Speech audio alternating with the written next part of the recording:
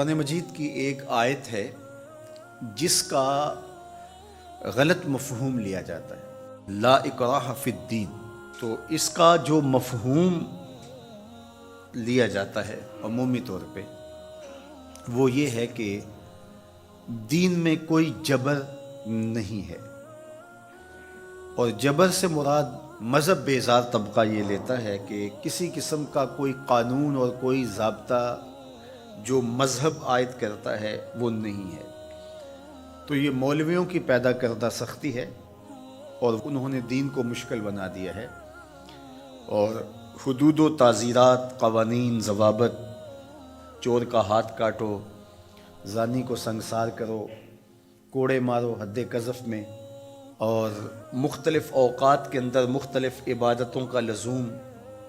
تو یہ کیا ہے جب قرآن کہتا ہے لا اکراہ فی الدین، دین میں کوئی سختی نہیں ہے، کوئی جبر نہیں ہے، جو مرضی کرو؟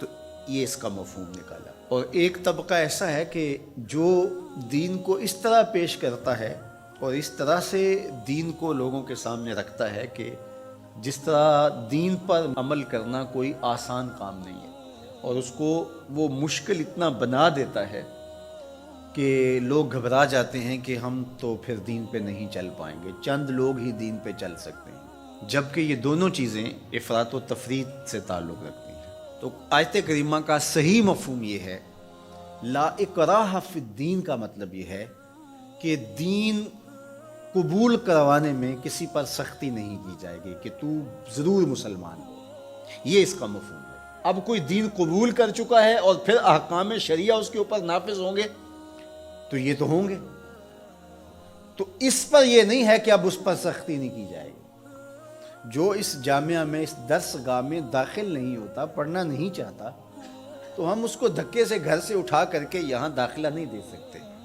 جس کی مرضی ہو آئے اور جس کی مرضی ہو نہ آئے، لیکن جو شخص یہاں آ کے داخل ہو گیا، پھر یہاں جو ہم نے ضوابط اور قوانین بنائے ہیں ان کا وہ پابند ہوگا، اس لیے کہ وہ اپنی مرضی سے آیا ہے اور اس نے یہاں آ کر کے داخلہ لیا ہے۔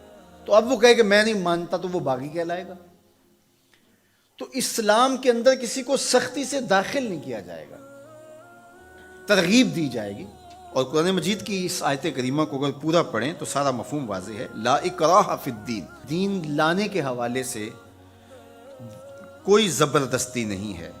قد تبین الرشد من الغی، ہدایت کا راستہ گمراہی سے ممتاز ہو کے واضح ہو چکا ہے۔ اب جس کا جی چاہے وہ ایمان لائے اور جس کا جی چاہے وہ کفر کرے، یہ اس کی مرضی ہے۔